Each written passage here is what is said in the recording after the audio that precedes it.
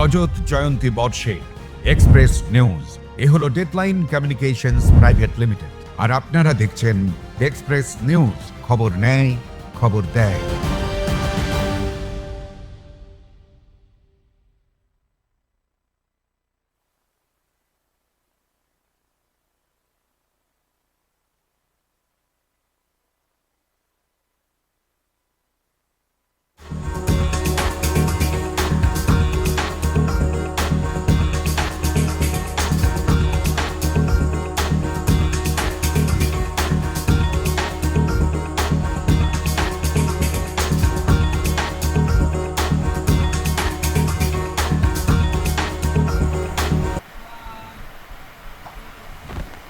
নমস্কার, আপনারা দেখছেন সমাজ ও সংস্কৃতি এক্সপ্রেস নিউজের পর্দায়। প্রতি বুধবার বিকেল 4টে মানেই সমাজ ও সংস্কৃতি এক্সপ্রেস। নববর্ষের পূর্ণ পরশ জাগিয়ে তুলুক চিত্তকে, সকল গ্লানি মুছিয়ে দিয়ে প্রকাশ করুক নৃত্যকে। শুভ নববর্ষ 1433, সবার খুব ভালো কাটুক। এক্সপ্রেস পরিবারের পক্ষ থেকে সকলকে অনেক অনেক শুভেচ্ছা। আজ পয়লা বৈশাখের অনুষ্ঠানে আমার সঙ্গে সমাজ ও সংস্কৃতি এই অনুষ্ঠানে আমার সঙ্গে যিনি অতিথি হিসাবে উপস্থিত আছেন, শিক্ষক সজল দাশগুপ্ত। সজল, নতুন বছরে তোমাকে, তোমার পরিবারকে এবং যারা অনুষ্ঠান দেখছেন সকলকে আমাদের পক্ষ থেকে অনেক অনেক স্বাগত, শুভেচ্ছা, ভালোবাসা। হ্যাঁ বরুণদা, বাংলা 1433 বঙ্গাব্দ আসতে চলেছে। আজকেই সেই পুণ্যতিথি আমাদের। আমার পরিবারের পক্ষ থেকে আপনাকে, এক্সপ্রেস নিউজের সমস্ত আধিকারিককে এবং দর্শক শ্রোতাদের সবাইকে আমার শুভ নববর্ষের শ্রদ্ধা এবং ভালোবাসা জানালাম। বাঙালির কাছে আজকের দিনটি একটা বিশেষ দিন। আমরা অধীর আগ্রহে অপেক্ষা করে থাকি কখন পয়লা বৈশাখ আসবে। পয়লা বৈশাখ আসা মানেই আমাদের রবীন্দ্রনাথ, কবে 25শে বৈশাখ আসবে। একদম তাই, যে কবে 25শে বৈশাখ আসবে এবং পয়লা বৈশাখের যে বিভিন্ন ধরনের অনুষ্ঠান আমরা করে থাকি, সকালে একদম প্রভাত ফেরি থেকে যদি শুরু করা যায়, বিভিন্ন সাংস্কৃতিক অনুষ্ঠান বা ঘরের বিভিন্ন জায়গাতেই, সব জায়গাতেই কিন্তু কবিগুরুর বিভিন্ন সৃষ্টিকে নিয়েই সবসময় আমরা এগিয়ে চলেছি। মানে ওনাকে স্পর্শ না করে কখনোই থাকা যাবে না। করতে পারবো না, দোল করতে কিছুই করতে পারবো না, মানে গোটা বছর এবং গোটা মানুষের জীবন বাঙালি হিসেবে মানে আমাদের কাছে তো প্রথম রবীন্দ্রনাথ। আনন্দে, দুঃখে, শোকে, অভিমানে, বিরহে সব কিছুতেই কবিগুরু।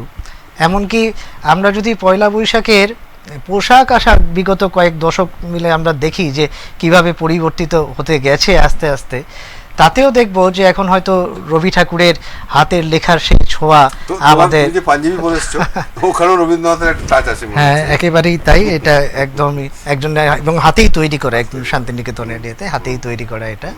তো এই পয়লা বৈশাখ বাঙালির জীবনে নিঃসন্দেহে এখনো পর্যন্ত, মানে আমি তো আমার দিক থেকে বলবো এখনো সেই একই রোমাঞ্চ অনুভব করি নববর্ষের প্রভাতে।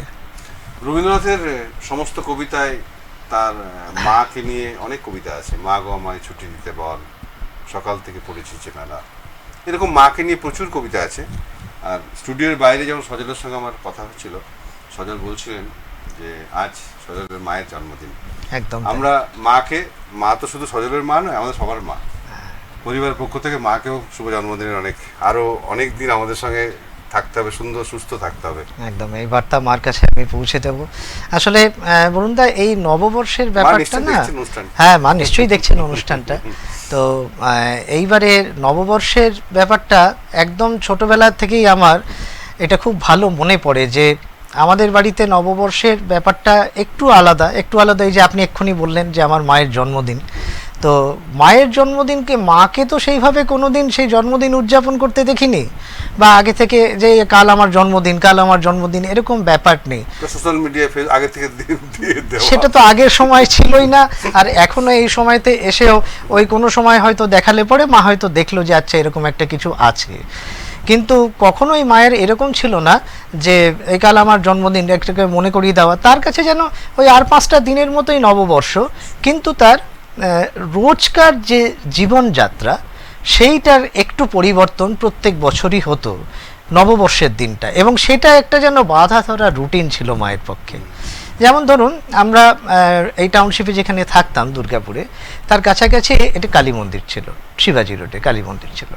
তা মা নববর্ষের দিন একদম ভোরবেলাতে উঠতেন, সেই 5টা সাড়ে 5টার দিকে মা উঠে যেতেন, স্নান টান করে খালি পায়ে সমস্ত পূজার উপাচার সাজিয়ে নিয়ে খালি পায়ে মা ওই মন্দিরে যেতেন। আমি বছরের পর মাকে দেখেছি, কিছুতেই মা কিন্তু জুতো পরে যেতেন না। এটা তার একটা মানসিক সংস্কারই বলুন, যাই বলুন। এবং তার ওই প্রথম পুজোটা দিয়ে তিনি বাড়িতে আসতেন। এসে তখন হয়তো আমরা আস্তে আস্তে ঘুম থেকে উঠছি এখানে, তখন তো আর মা হ্যাপি বার্থডে এই সমস্ত বলার ব্যাপারও ছিল না, কিন্তু মা এসে আমাদেরকে ওই প্রসাদ দেওয়া থেকে শুরু করে আবার উনি কিন্তু ঘর গৃহস্থলীর কাজে লেগে যেতেন, রান্না করছেন, নানান রকম আমাদেরকে দেখছেন, কথা বলছেন। তার মাঝে হয়তো তখন আর এখনের মধ্যে তো পার্থক্য আপনিও জানবেন বরুণদা, যে সেই সময় কি হতো, নববর্ষেও কিন্তু একটা বিজয়ার প্রণাম করার মতো ব্যাপার থাকতো, গুরুজনদের পা ছুঁয়ে আশীর্বাদ নেওয়া। এবং আশেপাশে যারা আমরা থাকতাম, এখন তো এই পাড়ার যে ধারণা, যে কনসেপ্ট, এটা তো আস্তে আস্তে আস্তে আস্তে ক্রমশ ক্ষীণ হয়ে যাচ্ছে। তা আমাদের সময় পাড়া বলতে না, একটা সেই অনেকটা একান্নবর্তী পরিবারের মতোই ছিল আমি বলবো। যে এমন হয়েছে হয়তো আমরা আলাদা আলাদা বাড়িতে রয়েছি, কিন্তু স্কুল থেকে ফিরেছি, বাড়িতে মা বাবা নেই, কোথায় খাবো, কোথায় গিয়ে ব্যাগটা রাখবো এটা বলা হতো না, কোনো কাকিমা বাইরে দাঁড়িয়ে আছেন, এই তুই আমাদের বাড়িতে আয়। তা এই জিনিসগুলো নেই। তা তখন ওই নববর্ষের দিনে পাড়ার ছোটরা আমরা ওই সবার বাড়িতেই হয়তো প্রণাম করতে গেছি, তারাও প্রণাম করতে এসেছে, নতুন জামা পরেছি আমরা, সেই নতুন জামা পরার একটা অন্য ধরনের আনন্দ। এখন তো সবসময় নতুন জামা, এখন সবসময় নতুন জামা, নতুন জামা একদমই তাই। তাই সেইটার মধ্যে, সেই পাওয়াটার মধ্যে যে আমাদের সময় যে নতুন জামা কাপড় বাবা মা কিনে দিতেন, তার যেটা আনন্দ, আমাদের সন্তানদের এটা কিছু নিয়ে আসার পর অত আমরা সেই আনন্দটা, সেই আবেগটা। হ্যাঁ, কারণ এটার পিছনে বোধহয় আরেকটা কারণ আছে, আমাদের অনেকটা না ব্যাপারটাকে একটা দাবির মতো করে একটু আদায় করে নেওয়ার ব্যাপার ছিল। হ্যাঁ, মানে আজ চাইলাম আর সঙ্গে সঙ্গে পেয়ে গেলাম, এরকমটা তো সবসময় হতো না। বা কোনো সময় বাবা মা হয়তো একটু কখনো মজার ছলেও করতেন, যে হয়তো কিনে রেখেছেন বা হয়তো কিনতে যাবেন, সবই ঠিক আছে, কিন্তু মা এখনো তো নববর্ষের আমার এই বছরের জামাটা কেনা হলো না, কিনছিল না। হয়তো সেই সময় শুনেও শুনলেন না, আমার মনে হলো তাহলে কি এবার আর কিনে দেবে না। এই যে এর পরে যখন হঠাৎ করে একটা জামা এসে সামনে হাজির হলো, বা মা বললো যে চল তো একটু বাজার করে আনি বলে একটা জামার দোকানে নিয়ে মা চলে গেল সেখান থেকে, সেই আনন্দটা একেবারেই আলাদা। আপনি একদম ঠিক বলেছেন যে এখন চাইলেই আমি, বা চাওয়ার আগেই হয়তো আমরা পেয়ে যাচ্ছি, সেই জিনিসটার সেই রোমাঞ্চটা নেই। সেটা আমার মনে আছে আমার বাবা মা বা আমার জেঠু ছিলেন, জেঠুকে আমরা সে খুব ভয় পেতাম, শ্রদ্ধা করতাম। তো আমি একটা জেঠুর কাছে কিছু চেয়েছিলাম, সেটা খুব কম দাম, কিন্তু তখন একটা শর্ত চাপিয়ে দিতেন, তা তুই তাহলে এই পড়াটা করে আমাকে মুখস্থ দে বা এই কাজটা করে দে, একদম তাই, তবেই এটা পাওয়া যাবে আর কি, না হলে পাওয়া যাবে না। ওই যে মানে ওই আর্ন করা, মানে দাবি আদায় হলো আর কি, এরকম ব্যাপার। তো এই জিনিসটা আমার খুব মনে পড়ে, যে আগেকার নববর্ষ আর এখন আমাদের যেটা পরিবর্তিত হচ্ছে আস্তে আস্তে, কিন্তু তবুও দিনের শেষে বাঙালি তো, অতএব মানে রক্তের মধ্যেই ওটা মিশে আছে। ছোট থেকে বড় হয়েছি, নববর্ষর সকালটা আর 5টা দিনের থেকে আলাদা বলেই এখনো মনে হয়। আজকে সকালটা কেমন কাটালো? আজকে সকালটা তো খুবই ভালো। ওই যে বললাম যে সকালে, এখন মার যেহেতু বয়স হয়েছে, মা এখন আর পুজো দিতে পারেন না, কিন্তু সেই ধারাটা আমি আমার স্ত্রী বজায় রেখেছি।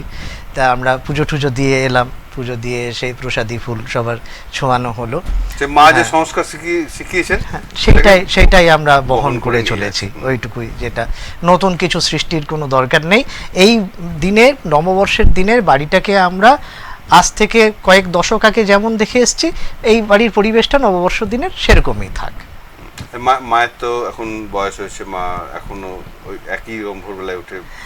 একদম তাই। মা এটাও একটা বলার ব্যাপার যে মা এবার 74 বছর পূর্ণ করে 75-এ পা রাখলো মা নববর্ষের দিন, কিন্তু এখনো পর্যন্ত ঠাকুরের আশীর্বাদে তিনি সক্ষম।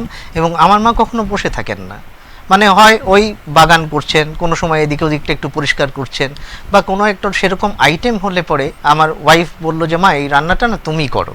মানে মার হাতের টেস্ট, মার হাতের ওই ছোঁয়াটা, সেইটা যেন একটা অন্যরকম একটা স্বাদ আনে। খুব স্বাভাবিক, আপনি বুঝবেন, মার রান্নার কাছে কারোর রান্না আর মেলে না। আজ পয়লা বৈশাখের দিনে আপনারা দেখছেন সমাজ ও সংস্কৃতি এক্সপ্রেস। তো এই যে আমাদের সমাজের যে বিবর্তন, এই যে সংস্কার থেকে যে শিক্ষা, যে সমাজ আমরা দেখে এসেছি, এখনকার যে সমাজের যে পরিবর্তন, সেটাকে তুমি কেমনভাবে দেখছো? আমি একটা বহুল প্রচারিত দৈনিকে একটা প্রবন্ধন মতো আকারে বেরিয়েছে, সেটা পড়ছিলাম আমি।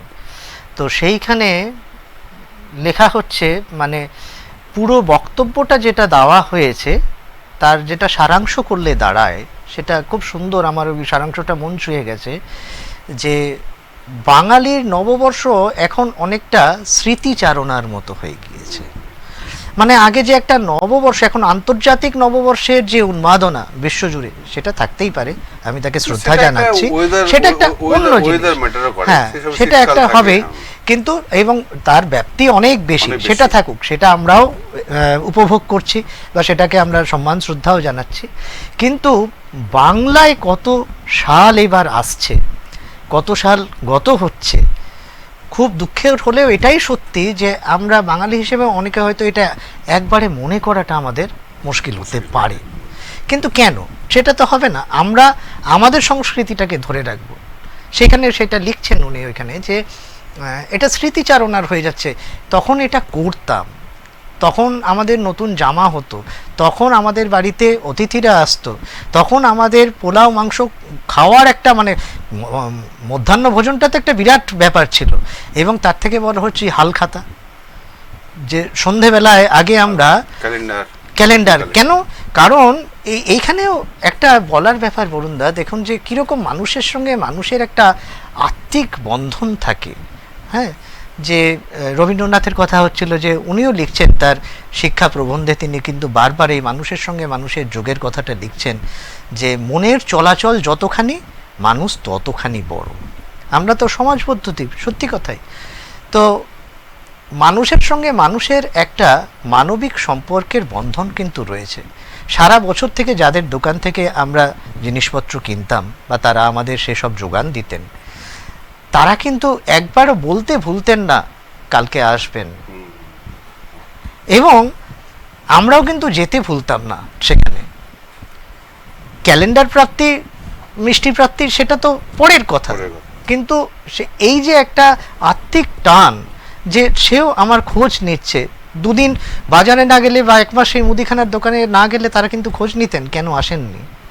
আজকের দিনটা এটা আস্তে আস্তে কিন্তু কমে যাচ্ছে, বাড়িতে বসে আমরা গ্রোসারি পেয়ে যাচ্ছি, যার ফলে এই বিক্রেতা আর ক্রেতার মধ্যে সম্পর্কটা খুব যান্ত্রিক হয়ে গিয়েছে। সেখানে কিন্তু এই মানবিকতার ছোঁয়াটা আগের মতো আর নেই। আগে আমরা দেখতাম না যে একটা কিছু দিলে আবার একটা জিনিস ভেতরে ভরে দিতেন। এমনও ছিল যে সব যারা ক্রেতা রয়েছেন একই দোকান থেকে তো সারা বছর জিনিস কেনেন না, সেই সময় হয়তো বাবা বা মার সঙ্গে আমরা চলে গেছি সেখানে হালখাতার জন্য, নববর্ষের জন্য, তিনি কিন্তু একটু আড়াল করে একটা মিষ্টির প্যাকেট ঢুকিয়ে দিলেন ব্যাগের মধ্যে মালপত্রের সঙ্গে। তিনি কিন্তু তার যে চিরস্থায়ী যে উপভোক্তা, তাকে কিন্তু ভুলে গেলেন না সেই সময়। আরেকটা তোমার মনে আছে, এখন তো আমরা প্যাকেটে বিস্কুট কিনছি, বিস্কুটের টিন থেকে আমরা ওজন করে বাবার, আর একদম লাস্ট যে টিনটা আমাদের হয়তো দরকার ছিল, মা হয়তো মুড়ি বা চাল রাখবে, সেই টিনটা বাড়িতে নিয়ে আসার পর ওখানে অনেক ভাঙা বিস্কুট থাকতো, সেটার আলাদা একটা মজা। হ্যাঁ, সেটা একদম আলাদা মজা, মানে ওখান থেকে সব বার করে গুঁড়ো গাড়া যতগুলো আছে ওইগুলোকে খাওয়ার।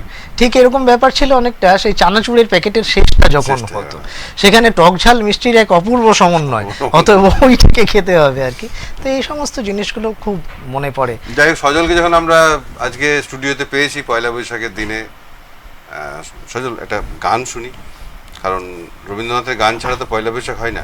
হ্যাঁ, তুমি একটু আগে বলছিলে রবীন্দ্রনাথের গানের পয়লা বৈশাখের ভোরে যে গানটা, আরেকটা ইনফরমেশন তুমি দিই, যে এটা সবাই জানে, এটা সবসময় আমরা বলি, যে রবীন্দ্রনাথ যেহেতু 25শে বৈশাখ বিশ্বভারতী ছুটি থাকতো, তাই মনে হয় রবীন্দ্রনাথের জন্মদিনটা পয়লা বৈশাখেই পালন করে নেওয়া হতো আগে।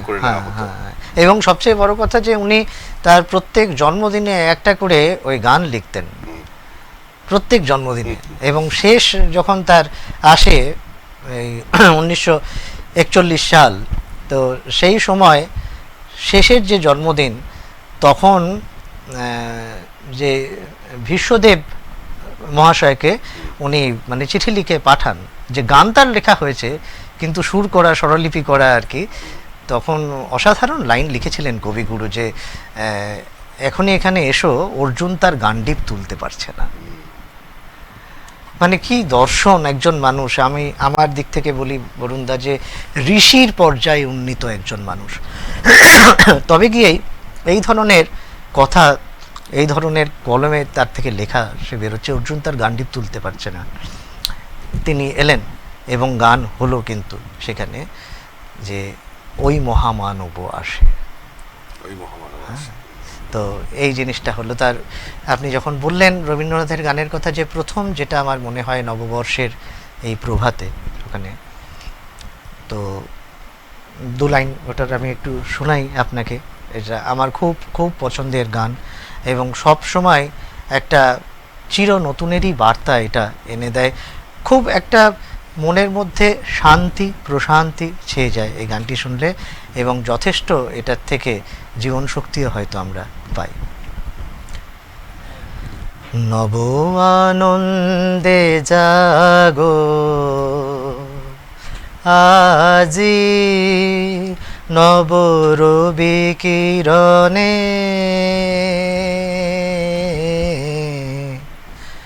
শুভ্র সুন্দর প্রীতি উজ্জ্বল নির্মল জীবনে, নব আনন্দে জাগো আজি। উৎসারিত নব জীবন নির্ঝর, উচ্ছ্বাসিত আশা গীতি, উৎসারিত নব জীবন নির্ঝর, উচ্ছ্বাসিত আশা গীতি, অমৃত পুষ্প গন্ধ বহে আজিয়ে শান্তি পবনে, নব আনন্দে জাগো আজি, নব রবি কিরণে শুভ্র সুন্দর প্রীতি উজ্জ্বল নির্মল জীবনে, নব আনন্দে জাগো আজি।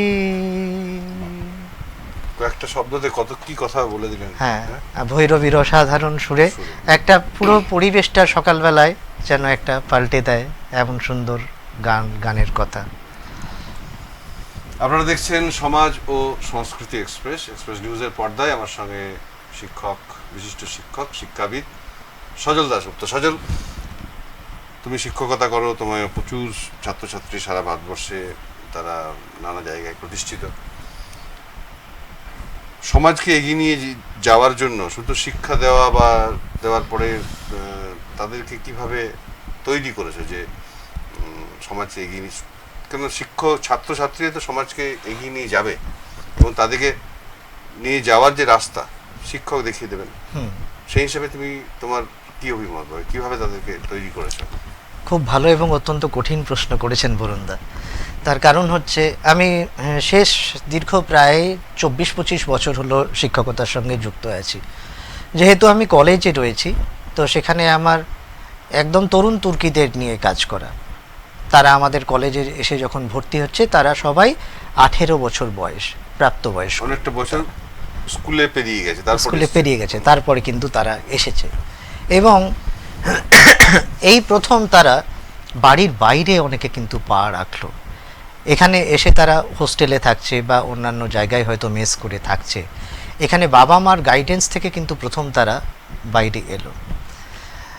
অনেক রকমভাবে স্টুডেন্টদেরকে অনুপ্রেরণা যোগানো, আমরা যেটা মোটিভেশনাল টক বলি, এটা তো শুধু পড়াশোনা না। একজন শিক্ষকের কাজ আমার মতে, আমি আমার দিক থেকে বলছি, যে আমি সিলেবাস শেষ করে দিলাম, এটা একজন শিক্ষকের ন্যূনতম কাজ, সেজন্য আমাকে এখানে রাখা হয়েছে, সেটা বড় কথা নয়। বড় কথা হচ্ছে একজন ছাত্রছাত্রী না, তারা তাদের শিক্ষককে অত্যন্ত অনুসরণ করে যে তারা কি করছে, তারা কি সময়ে নির্দিষ্ট নির্ধারিত সময়ে ক্লাসে আসছেন, পোশাক আশাক, সমস্ত কিছু, বাচন ভঙ্গি, তার ভাষার শব্দচয়ন, সমস্ত জিনিস তিনি নিজে কতটা অনুশাসনে রয়েছেন সমস্তটাই কিন্তু তারা লক্ষ্য করছে। এবং যেহেতু এরা যে বললাম যে 18 বা তদূর্ধ্ব, এবং সেক্ষেত্রে কি হচ্ছে, তাদেরকে গিয়ে তো আমি প্রতিদিন গল্প করতে পারি না, আমাকে পড়াটাও ঠিক মতো করতে হচ্ছে, তাদের প্রশ্নের উত্তর দিতে হবে, কিন্তু একই সময় মনে রাখতে হবে যে তাদেরকে আমরা যেন এই ভ্যালিউসটা দিতে পারি যে কত নম্বর তুমি পেয়েছো, কত পার্সেন্টেজ পেয়েছো, যেটা এখন সমাজে আমাদের খুব চলছে, এবং এতে কিন্তু ছাত্রছাত্রীদের উপরে একটা অহেতুক চাপ বাড়ানো হচ্ছে। সেটা হয়তো অভিভাবকদের দিক থেকেও হতে পারে, বা কোর্স কারিকুলামের দিক থেকেও হতে পারে, শিক্ষকদের দিক থেকে হতে পারে, কিন্তু সেটা কাম্য নয়। কেন কাম্য নয়? এক একজন ছাত্রছাত্রীর এক এক রকম বিষয়ের দিকে তাদের উৎসাহ থাকে, খুব স্বাভাবিক। আমরা যখন ছোটোবেলায় পড়াশোনা করেছি নিশ্চয়ই প্রত্যেকটা বিষয়ে আমরা 100% নম্বর পাইনি, 80% নম্বর পাইনি, একটু কম একটু বেশি হতোই। এক একজনের এক একটা বিষয় প্রিয় থাকে, সেই বিষয়ে সে হয়তো ভালো করে, তাই। কিন্তু আমাদের যে ভ্যালিউসগুলো ছিল, এখন যে আমাদের ছাত্রছাত্রীরা রয়েছে তাদের মধ্যে সেই মূল্যবোধের কিছুটা অন্তত যদি আমরা সঞ্চারিত করতে পারি যে না, তুমি পড়াশোনায় ভালো হলেই সব কিছু শেষ হয়ে গেল না, প্রথম তোমাকে একজন ভালো মানুষ হতে হবে, তারপরে তুমি পড়াশোনায় কতটা ভালো হচ্ছ সেটা তো নিশ্চয়ই, পড়াশোনায় ভালো হতেই হবে, জীবনে তোমাদেরকে প্রতিষ্ঠিত হতে হবে। এর বিষয়ে অবশ্য এখন যে সমস্ত কোর্স কারিকুলামগুলো চলছে বিভিন্ন বিশ্ববিদ্যালয়ের আন্ডারে, বা দেখবেন স্কুলেও আস্তে আস্তে আস্তে ভ্যালু এডুকেশন আসছে, বা সেখানে দেখবেন সমাজ সংস্কারের জন্য বা সমাজের নিডি পিপল, আমরা তখন এটা পড়িনি, আমাদের কিন্তু ততক্ষণ অতটা ছিল না। যেমন এখন দেখবেন বিভিন্ন স্কুলগুলোতে, সরকারি বেসরকারি যাই হোক না কেন, এই বৃদ্ধাশ্রমে যারা রয়েছেন সেই সমস্ত মানুষদের জন্য প্রচুর কিছু জিনিস, হয়তো শুকনো খাবার বা সেরকম ধরনের কিছু তাদের ইউজেবল কিছু, যেগুলো ওনারা ব্যবহারযোগ্য পাচ্ছেন না বা সবসময় তাদের দরকার, এগুলো হয়তো ছাত্রছাত্রীদের দিয়ে কালেকশন করিয়ে তাদের কাছ থেকে দেওয়া, এটা ভালো। এই শেয়ারিংটা ব্যাপার, কেন এখন সব জায়গায় তো হয়তো দেখা যাবে একটি বাড়িতে একটাই মাত্র শিশু বড় হচ্ছে, তার মনটা যাতে সংকীর্ণ না হয়ে যায়, তাকে এই দেওয়ার ব্যাপারটা শেখানো কিন্তু অনেক বেশি দরকার। এই যে তোমার বৃদ্ধাশ্রমটাও যদি বাচ্চারা দেখে, তো তাদের মধ্যেই তুমি তার মায়ের আজকে 74 বছর মায়ের জন্মদিন পালন করছো, অনেক মা হয়তো বৃদ্ধাশ্রমে আছে, হয়তো কোনো থাকতে হয়েছে সেটা একটা আলাদা, কিন্তু তাকে বাধ্য করা হয়েছে থাকতে, সেটা কিন্তু খুব দুঃখজনক, অত্যন্ত দুঃখজনক সমাজে। কারণ জন্মদাত্রী মা বাবা তাদের উপরে আর কেউ নেই। আমরা বলি এটা যে ওনারা মহাগুরু, এবং তাদের বিয়োগে বলাই হয় যে মহাগুরু পতন হলো। কারণ সবটাই যখন আমরা আগের থেকে শিখে আসছি, অসুবিধা হয়েছে কিছু?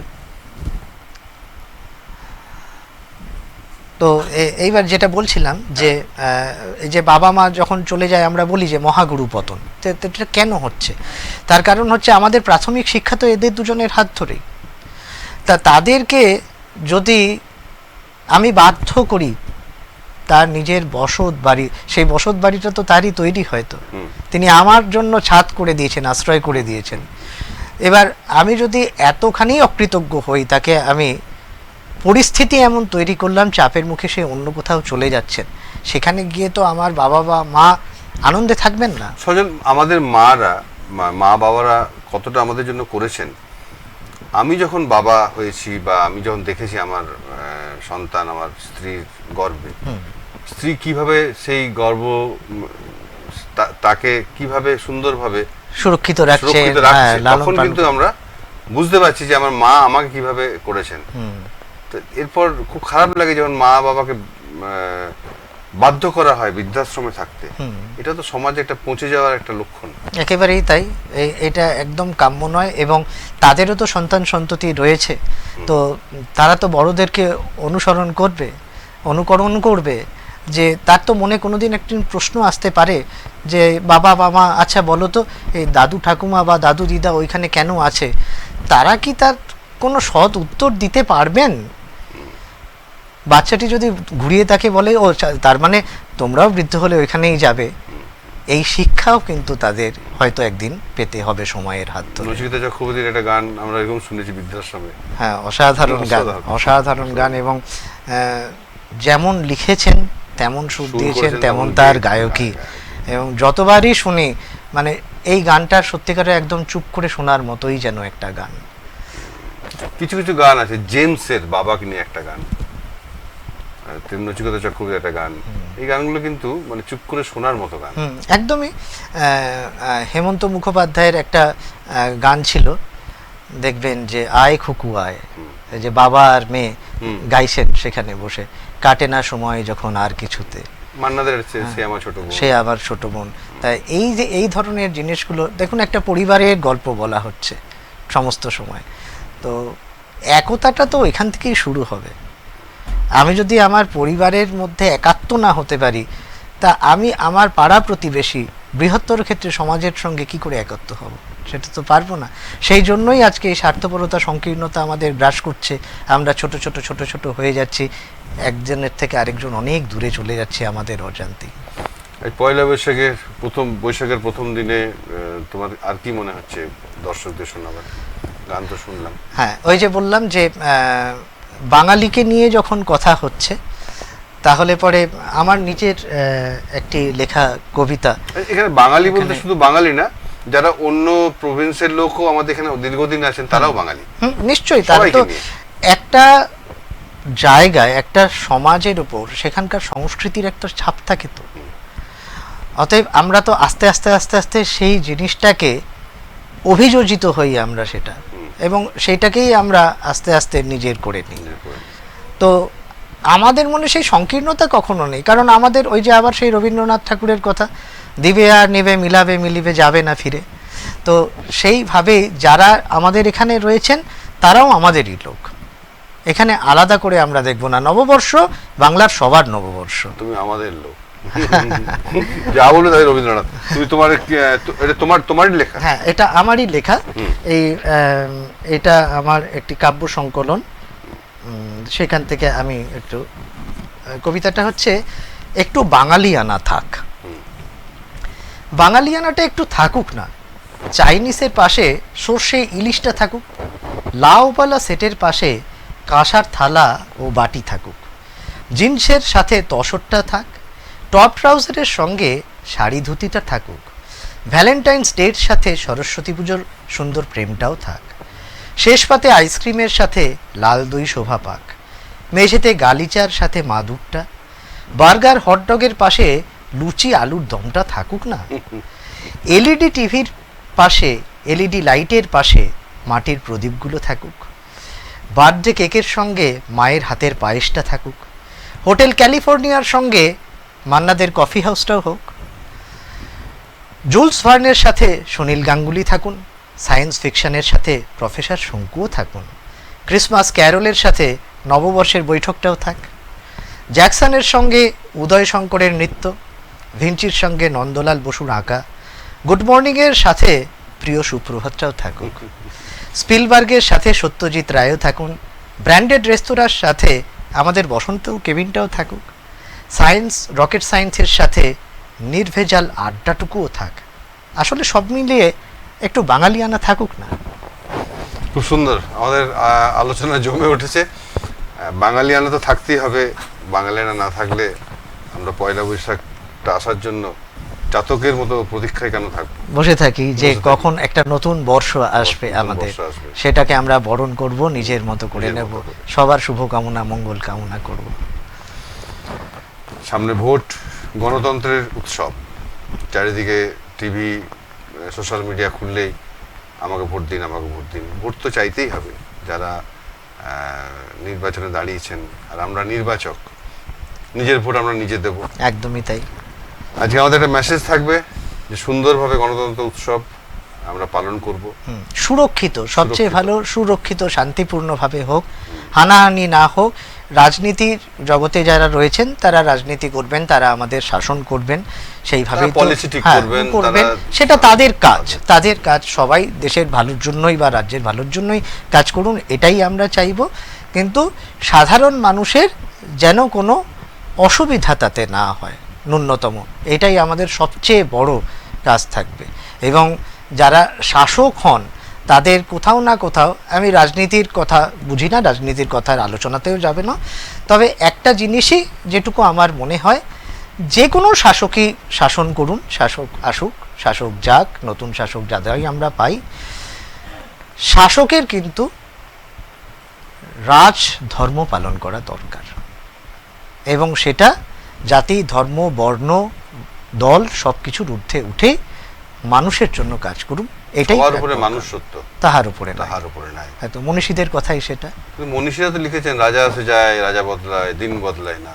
হ্যাঁ, সেটা কথা, ঠিক কথা। সেটা তো এখন বাস্তব, এটা কঠিন বাস্তব। সেটা আমরা দেখতে পাচ্ছি বিভিন্ন জায়গায়, যে সমাজের বিভিন্ন স্তরে আজকের যে পরিস্থিতি আমরা সবাই সম্মুখীন করছি, আমরা সবাই অবহিত আছি সে বিষয়ে। কিন্তু সেগুলো, এই যে আপনি বললেন আমরা নির্বাচক, অতএব যারা নির্বাচিত হবেন, যারা নির্বাচক, সবার শুভবুদ্ধির উদয় হোক, এইটাই কামনা করা ছাড়া তো আমরা আর কিছু করতে পারি না। আমাদের একটা চল বেশ, আমাদের শিল্পাঞ্চলে কিছুদিন ধরেই, যেহেতু আমাদের সমাজ সংস্কৃতি এক্সপ্রেস আর পয়লা বৈশাখ, তার আগে বলে নি, নদী নদী নদী সিধে যেতিস যদি, সঙ্গে যেতুম তোর আমি জীবন ভোর, না হয় গেলি বেঁকে সোজা সহজ পথের থেকে, আমায় বাঁকতে করে মানা, পথঘাটেরই 10 জনা, বলে ঠিক নয় তো বাঁকা, উচিত সোজা হয়ে থাকা। এটা শক্তি চট্টোপাধ্যায় কখনো লিখেছিলেন। তো সোজা পথে থাকার এত স্মৃতি থেকে আপনি বলেন কি করে সব সময়, এটাই একটা আশ্চর্য। তো সোজা পথে থাকবো, পয়লা বৈশাখে আমরা এটা অঙ্গীকার করতেই পারি। বেশ কিছুদিন ধরে যে সমস্ত উৎসব আমাদের শিল্পাঞ্চলে হচ্ছে, সেখানে তুমি লক্ষ্য করেছি আমরা, যে বিশাল তার বাজেট, বিশাল তার সবকিছুই, বাইরে থেকে শিল্পীরা লক্ষ লক্ষ টাকা দিয়ে আসছেন, স্থানীয় শিল্পীরা সেখানে কিন্তু সে সম্মানটুকু পাচ্ছেন না, অনেকটা উপেক্ষিত। আমাদের অঙ্গীকার থাক সমস্ত রাজনৈতিক দলের কাছে, আমাদের এটা একটা আপিল থাক, সম্মান যেন একই থাকে। হয়তো অর্থ বেশি পেতেই পারেন, কলকাতা প্রতিষ্ঠিত বা মুম্বাই, তারা তো অর্থ বেশি পেতেই পারেন, তার সঙ্গে তো আমার অর্থ এক হবে না, সেটা শিল্পীর সম্মানটা যেন এক থাকে, সেটা কিন্তু আমাদের একটা ডিমান্ড। একদম সহমত পোষণ করছি। কারণ আমাদের দুর্গাপুরে এবং তার আশেপাশে, শিল্পাঞ্চলের আশেপাশে প্রচুর গুণী শিল্পী রয়েছেন, প্রচুর গুণী শিল্পী। আসল ব্যাপারটা সংস্কৃতির যে সংজ্ঞা, এটা কোথাও যেন বরুণদা অনেকটা এই গান, কবিতা আর নৃত্যের মধ্যে ঢুকে গেছে। ব্যাপারটা তো তা নয়। আমি কি পোশাক আশাক পরছি, আমি কি কথা বলছি, আমার প্রত্যেক দিনের যে ব্যবহারিক জীবনে আমার যে চাল চলন রয়েছে, সব কিছুই কিন্তু সংস্কৃতির ছাপ। সংস্কৃতি মানে আমি কবিতা বললাম, গান করলাম, আঁকলাম, এটা না, এটা একটা দিক, সেটা একটা দিক। সংস্কৃতি যেটা কালচার, এটা কিন্তু সম্পূর্ণটা নিয়ে, পুরোটা নিয়ে, আমার বাচনভঙ্গি, আমার স্বভাব, আমার শিক্ষা দীক্ষা, আমার লোকের সঙ্গে আচরণ, সমস্ত কিছু নিয়েই আমার পুরো সংস্কৃতিটা কিন্তু প্রকাশ পাচ্ছে। সেটা আমার পারিবারিক হতে পারে, আমি যেখানে থাকি তার আশেপাশের হতে পারে, সেই রাজ্যের হতে পারে, বৃহত্তর ক্ষেত্রে আমার দেশের হতে পারে। এক বাবা তার ছেলেকে ভারতবর্ষের একটি মানচিত্রকে টুকরো টুকরো করে ছিঁড়ে ফেলে তাকে বললেন যে তুমি এটাকে ভারতীয় ম্যাপ তৈরি করো। কয়েক সেকেন্ডের মধ্যেই সেই ছেলে ম্যাপটি তৈরি করে নিয়ে এসে যখন বাবাকে দেন, বাবা তো অবাক যে তুই কি করে করলি। ছেলে বলছেন, বাবা তুমি যখন মানচিত্রটা টুকরো টুকরো করছো, তখন আমি দেখলাম পিছনে একটা মানুষের ছবি ছিল, আমি মানুষের ছবিটা তৈরি করলাম, উল্টো দিকে ভারতবর্ষের ম্যাপ হয়ে গেল।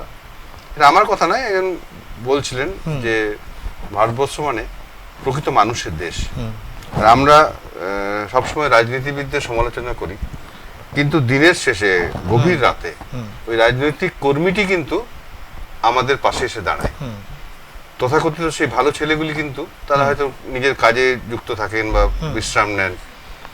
তো রাজনীতিবিদদের সহজে আমরা সমালোচনা করতে পারি, কিন্তু তারা কিন্তু আমাদের পাশে এসে, সেই পাড়ার রাজনীতির ছেলেটি কিন্তু আমাদের পাশে এসে দাঁড়ায়। এটা আপনি আমাকে শুভ দাশগুপ্তের একটা কবিতা মনে করিয়ে দিলেন, যে ব্রিলিয়ান্ট ছেলেরা তারা দারুণ রেজাল্ট করছে, করে বড় জায়গায় চাকরি করছে, করে চলে যাচ্ছে আস্তে আস্তে, কিন্তু যখন পাড়ার কোনো বৃদ্ধ বৃদ্ধা অসুস্থ হচ্ছেন, তখন যে ছেলেটি অতটা ব্রিলিয়ান্ট নয়, সাধারণ চাকরি করে, সে এসে তাকে ওষুধপত্র দিচ্ছে। কুকুরে তো অনেক গন্ধ উঠছে, মরে পড়ে আছে, সেই তোলার জন্য কিন্তু ওই ছেলেটিকে দরকার, ওই ছেলেটিকে দরকার, কাজের লোক। আসলে সমালোচনা বাইরে থেকেই করা যেতে পারে, এটা কোনো ব্যাপার না। আমাকে যদি আজকে হঠাৎ করে একটা রাজ্য চালনের কাজ, অত দিতে হবে না যে তুমি দুর্গাপুরটাকে একটু ভালো করে চালিয়ে দেখাও, ব্যাপারটা কিন্তু বাইরে থেকে যেটা অত মোটেই সহজ নয়।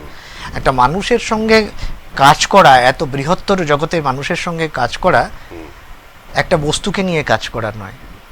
একটা মানুষের সঙ্গে বস্তুর এটাই পার্থক্য কি, আমাদের একটা আবেগ অনুভূতি রয়েছে, একটা বস্তুর সেটা থাকে না। তাই সবাইকে নিয়ে কাজ করাটা এটা একটা আর্ট। একদিনে সমস্ত সমস্যা কেউ দূরীভূত করতে পারবে না, একটা সমস্যা সমাধান করতে গেলে সেটা আবার নতুন সমস্যার সৃষ্টি করতে পারে।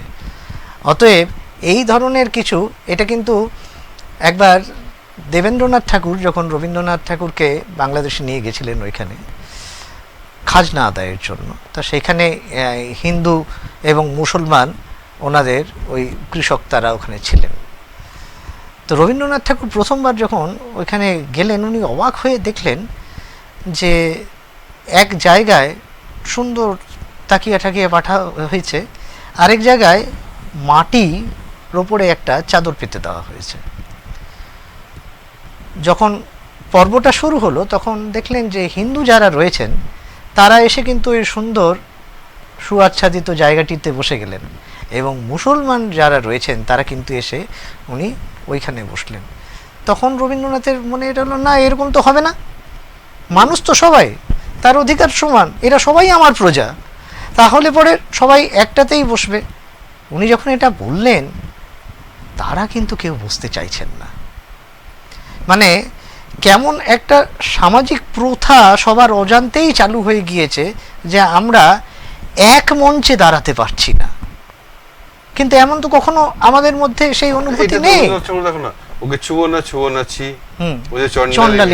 হ্যাঁ, এই যে জাতি ধর্মের যে বিদ্বেষ নেই। আমার আপনার বুনুমদা ছোট থেকে আমরা যে বড় হয়েছি, বাবারা কলকারখানায় কাজ করেছেন, বিভিন্ন ধর্মের মানুষ ছিলেন সেখানে, আমাদের বন্ধুরা বিভিন্ন ধর্মের ছিল, এখনো আছে। আমরা একসঙ্গে বসে ভারত পাকিস্তানের ক্রিকেট খেলা দেখি, ইস্টবেঙ্গল মোহনবাগানের ম্যাচ দেখি, কিন্তু ওই যে খেলার মাঠে খেলাটা হলো, তো তারপরে তো সবাই একই, সেই ভাই ভাইয়ের মতো ব্যাপার। ওর প্রয়োজনেও আমি আছি, আমার প্রয়োজনেও আছে। কখনো আমার মনে হয়নি যে ও এই ধর্মের, আমি এই ধর্মের, এই জিনিসটা কখনোই সেখানে কিন্তু থাকাটা উচিত নয়। তাই রাজনীতি করতে গেলে পর রাজনীতিবিদদের বাইরে থেকে আমরা অনেক সমালোচনা করতে পারি ঠিকই, কিন্তু আমি নিজে কি সেই অবস্থার পরিবর্তনের জন্য ন্যূনতম কোনো পদক্ষেপ নিয়েছি? রাজনীতি, ছাত্র রাজনীতি থেকে তো আমাদের অনেকেই উঠে এসছেন, এবং আগে আমাদের যারা রাজনৈতিক নেতারা ছিলেন, জননেতা ছিলেন, তারা তো সবাই লেখাপড়া জানা মানুষ। আমি যদি একেবারে নেতাজি, গান্ধীজি এগুলো থেকে বলতে শুরু করি, তাদের চিরস্মরণীয় ব্যক্তিত্ব এখানে আমরা যাদের দেখেছি, আমরা ইন্দিরা গান্ধীকে দেখেছি, রাজীব গান্ধীকে দেখেছি, আমরা বাজপেয়ীজিকে দেখেছি, হ্যাঁ, আমরা নরসিংহ রাওকে দেখেছি, আমরা এপিজে আব্দুল কালামকে দেখেছি, হ্যাঁ, এনাদেরকে সবাইকে দেখেছি। তো দিনের শেষে সুশিক্ষিত, তো তারা বুঝবেন তো দেশের অ্যাকচুয়াল সমস্যাটা কোথায় এবং কি নিরসন করতে হবে, তারা সেই পদক্ষেপ করেছেন। আমরা শক্তি প্রদর্শনও করেছি বিশ্বের কাছে। আমার মনে আছে যখন পারমাণবিক পোখরান হলো, খুব ভুল না করলে 98 সালে এটা করা হয়েছিল, তখন প্রধানমন্ত্রী ছিলেন অটল বিহারী বাজপেয়ী, উনি ছিলেন, সেটা বিশ্ববাসীকে আমরা জানান দিতে পেরেছি। এখানে আমাদের বিভিন্ন ওই যে ইনফ্রাস্ট্রাকচার তৈরি হয়েছে, রাস্তা তৈরি হয়েছে, এখন বহু ফ্লাইওভার তৈরি হচ্ছে, যুগের সঙ্গে তাল মিলিয়ে। আমার তো প্রযুক্তির যে অগ্রগতি তার সঙ্গে নিজেকে মেলাতে হবে। আমরা জাতি নিয়ে সমাজ, এটা নিয়ে আলোচনা হয়, হিন্দু মুসলিম, যা আমার মনে হয় দুটো জাতি আছে, একটা গরিব একটা বড় লোক, এর বাইরে কিন্তু কোনো জাতি নেই। এবং এইটার থেকেই কিন্তু সমস্ত কিছু ডেভেলপমেন্ট যেটা আমরা বলি, এই উন্নতি বা প্রগতি, তার সূত্রপাত। হ্যাভ অ্যান্ড হ্যাভ নটস, আপনি ঠিক বলছেন, যে মার্কসের ভাষাও তাই বলে, লড়াইটা কিন্তু সেই জায়গাতে। এবং এই অধিকারের যে ব্যাপারটা, শ্রমিক মজুর যারা রয়েছেন, কৃষক রয়েছেন, তাদের ওপর নির্ভর করেই তো সাধারণ মানুষ, একটা দেশ, একটা জাতি সব এগিয়ে যাচ্ছে। এবং যারা তাদের মুনাফা যারা অর্জন করছেন, তারা তো সেই শিল্পটাকে তৈরি করেছেন, বা তারা তো নিশ্চয়ই মুনাফা অর্জন করবেন, কিন্তু সেইটা যেন কোনো সময় এই কৃষক মজুর এদের ওপরে তাদেরকে ডিপ্রাইভ করে এই জিনিসটা যেন না করা হয়, সেটা হলে পরেই তাহলেই সুন্দর ব্যাপারটা। কিন্তু এই লড়াইটা থাকবে, এই লড়াইটা যদি মিটে যায় তাহলে পরে তো সবাই একরকম হয়ে গেলাম, সেক্ষেত্রে কিন্তু বৈচিত্র্য আসা বা নতুন চিন্তা আসার, ভাবনা আসার অবকাশটাই আমরা মুছে ফেলব। আমরা আশাবাদী সমাজ একদিন শান্তি হবে, সমাজ আরো সুন্দর হবে। রবীন্দ্রনাথের এমন কিছু তোমার কিছু মানে এই মুহূর্তে জানা আছে যেটা দর্শকদের আশার বাণী শোনাবে? হ্যাঁ, একদম। উনি তো সমস্ত ক্ষেত্রেই যাই করুন না কেন শেষ অবধি জীবনের জয়গান গেয়েছেন। মানে আমি একটা গান আগে চললে বন্ধ করে দিতাম, আছে দুঃখ আছে মৃত্যু, তা কিছুদিন আগে আমি যখন শুনছি তা সেখানে দেখছি যে তিনি সঞ্চারিতে লিখেছেন যে তরঙ্গ মিলায়ে যায় তরঙ্গ উঠে, কুসুম ঝরিয়া পড়ে কুসুম ফুটে। তা আমি ভাবলাম যে এটা একটা মানে ভয়ঙ্কর ধরনের কথা লিখেছেন, এর তো শেষ নেই। তো রবীন্দ্রনাথের সমস্ত গানে মানে মৃত্যুটাকে উনি দেখছেন যে জীবনের স্রোতই যাচ্ছে, একটা যাচ্ছে আরেকটা আসছে, এক প্রজন্ম চলে যাচ্ছে আরেক প্রজন্ম ওই সমুদ্রের তরঙ্গের মতোই, এর কোনো শেষ নেই, শ্যাম সমান, তাই বলেছেন তিনি। তো একটি গান ওনারই, সেইটা দিয়ে, এটা খুব আজকের দিনে খুব প্রাসঙ্গিক, কারণ নববর্ষ 1433 বঙ্গাব্দ এমন সময় এসছে, আন্তর্জাতিক অস্থিরতা চলছে, সেটারও আমরা শান্তি চাই। আমাদের দেশ, আমাদের রাজ্য, সমগ্র মানুষ জাতি ভালো থাকুক, শহর, আমার গ্রাম, আমার বাড়ি, সবাই সুখে শান্তিতে থাকুক, শান্তিতে থাকুক। আমার সুখ না হলেও চলবে, কিন্তু আমি শান্তিতে থাকি, সবাই হানাহানি মারামারি এই সমস্ত জিনিসগুলো বন্ধ হোক। তা সেটাই একটা আমি আপনাকে দু লাইন শোনাই। বরিশ ধরা মাঝে শান্তির বাড়ি, বরিশ ধরা মাঝে শান্তির বাড়ি, শুষ্ক হৃদয় লয়ে আছে দাঁড়ায়, ঊর্ধ্ব মুখে নর নারী, বরিশ ধরা মাঝে শান্তির বাড়ি। না থাকে অন্ধকার, না থাকে মোহ পাপ, না থাকে শোক পরিতাপ, না থাকে অন্ধকার, না থাকে মোহ পাপ, না থাকে শোক পরিতাপ। হৃদয় বিমল হোক, প্রাণ সবল হোক, বিঘ্ন দাও অপসারি, বরিশ ধরা মাঝে শান্তির বাড়ি, শুষ্ক হৃদয় লয়ে আছে দাঁড়ায়, ঊর্ধ্ব মুখে নর নারী, বরিশ ধরা মাঝে শান্তির বাড়ি। ভীষণ সুন্দর। এভাবেই এগিয়ে যাই আমরা, আমার শহর, আমার জেলা, আমার রাজ্য, আমার কিন্তু দেশ। একটা কথা তো বলতে হবে যে এই যে 10ই জুন আসছে, এক্সপ্রেস নিউজের 25 বছর পূর্ণ হতে 26 চলেছে। পা দেবে। হ্যাঁ, আড়াই দশক ধরে। আড়াই দশক ধরে শুধু তো আপনারা যে সংবাদ পরিবেশন করছেন তা তো নয়, আপনারা তার পাশাপাশি এই শিল্প, সংস্কৃতি, সমাজ, বিভিন্ন জিনিস মানুষের সামনে তুলে ধরছেন। বিভিন্ন জায়গা থেকে এই সমস্ত তথ্য খবর এনে আপনারা আমাদেরকে পরিবেশিত করছেন। অনেক বড় বড় সংবাদ মাধ্যম হয়তো রয়েছে, কিন্তু দুর্গাপুর শহরের মধ্যে এই জায়গাতে আড়াই দশক ধরে এইভাবে একটা চ্যানেলকে এগিয়ে নিয়ে যাওয়া, সেটাও কিন্তু খুব কম কথা অবশ্যই। নয়। আমি শুভেচ্ছা জানাই আজ নববর্ষের দিনে এখানের সমস্ত আধিকারিককে, এবং এক্সপ্রেস নিউজ চ্যানেল খুব ভালোভাবে দশকের পর দশক এইভাবে এগিয়ে যাক। অনেক ধন্যবাদ আমাদের আমন্ত্রণে আমি তোমাকে পেয়েছি সজল। আগামী দিনে আবার তোমাকে আমরা অবশ্যই আশা করছি তুমি সময় দেবে। নিশ্চয়ই আসবো। সবাই খুব ভালো থাকবেন, নতুন বছর খুব ভালো কাটুক, আর দেখতে থাকুন এক্সপ্রেস নিউজ। নমস্কার।